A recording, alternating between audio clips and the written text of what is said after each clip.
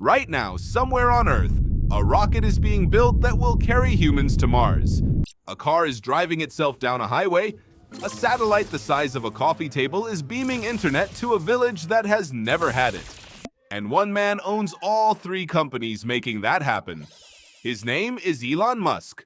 And in 2024, he crossed a line no human being had ever crossed before. He became the world's first trillionaire. But here is what no one tells you. The $1 trillion was never the point. To understand how Elon Musk became the richest person in the history of civilization, you have to go back further than Tesla, further than SpaceX, further than the viral moments and the Twitter chaos and the rockets landing themselves like science fiction. You have to go back to a small boy in Pretoria, South Africa, sitting alone in a library, reading every book he could find. Because the story of the world's first trillionaire does not start with money. It starts with fear. And it starts with a question that most people never dare to ask. What if civilization itself could go extinct? Elon Musk has said, in interviews with journalists like Ashley Vance, who wrote the definitive biography of his early life, that he became obsessed as a teenager with a single idea. Humanity was fragile. Everything you take for granted, every hospital, every phone, every road, every grocery store could be wiped out by a single catastrophe. A meteor, a war, a pandemic, a slow, quiet collapse. And if that happened, and if humans only existed on Earth, then everything would simply end. No second chances. That fear drove everything. At 17, Musk left South Africa. He moved to Canada, then transferred to the University of Pennsylvania, where he studied economics and physics. Not because he wanted a degree, because he wanted to understand the systems that governed civilization and energy. Economist Tyler Cowen has noted that Musk operates less like a businessman and more like a civilization-level engineer. He does not ask what product will sell. He asks what problems, if unsolved, will end the human story. And so when Musk arrived in Silicon Valley in the 1990s, he did not think small. His first company, Zip2, was a web-based city guide that helped newspapers navigate the early internet.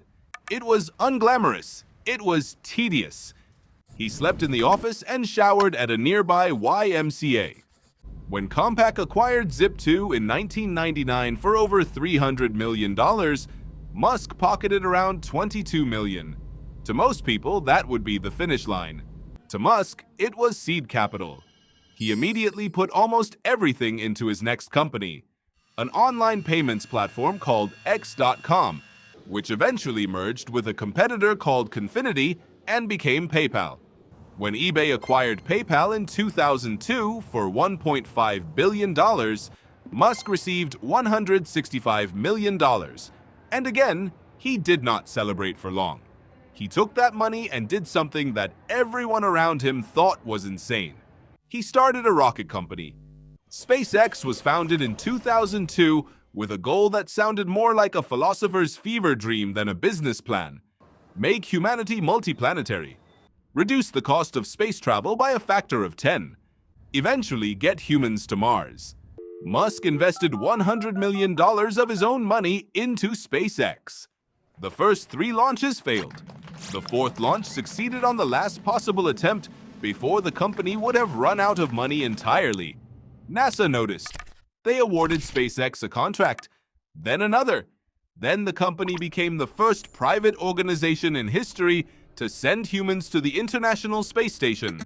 Researcher Mariana Mazzucato, who studies the relationship between governments and private innovation, has argued that the state played a crucial role in enabling SpaceX by providing early contracts and launch infrastructure. But what no analysis disputes is what SpaceX did next. It built reusable rockets. Before SpaceX, every rocket was discarded after a single flight. Imagine buying an airplane, using it once, and throwing it into the ocean. That is what space travel cost. SpaceX changed that. The Falcon 9 booster lands itself back on a drone ship in the middle of the ocean and is flown again.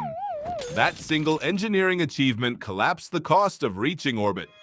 And it made SpaceX worth more than most countries' defense budgets. Meanwhile, in 2004, Musk joined the board of a tiny electric car startup called Tesla. He was not the founder, but he became its largest investor, then its CEO, then the face of the entire clean energy transition. Tesla did not just build electric cars. It built a software platform that updated over the air. It built a global charging network. It pioneered battery technology that made solar energy storable at scale. And when the world woke up to climate change as an existential threat, Tesla became not just a car company but a symbol. By 2021, Tesla's stock had risen over 700% in a single year. Economist Robert Frank, who studies wealth concentration, has observed that Musk's fortune is almost entirely held in company equity. He does not have $1 trillion in a bank account. He has ownership stakes in companies whose combined valuation exceeded $1 trillion. That distinction matters, because it means his wealth is tied directly to how much the world believes in the future he is building, and the world, apparently, believes. By early 2024, SpaceX alone was valued at over $150 billion. Tesla sat above $800 billion. Neuralink, his brain-computer interface company, was attracting billions in investment.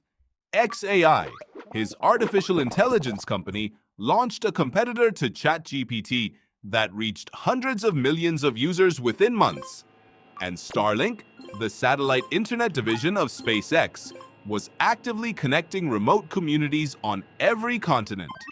When the combined valuation of all these entities crossed $1 trillion in net worth attributable to Musk, he became something history had no word for. Not just the richest person alive, the richest person who had ever lived, in real adjusted terms, by a significant margin. But go back to that boy in the library in Pretoria, the one reading alone, the one afraid that everything could end. He did not build $1 trillion. He built a hedge against extinction. And the $1 trillion is what the world decided that hedge was worth. Tonight, somewhere on Earth, a Falcon 9 booster is landing itself in the dark on a platform in the ocean. And a small boy who was once terrified of everything ending is watching the live stream, just like you are.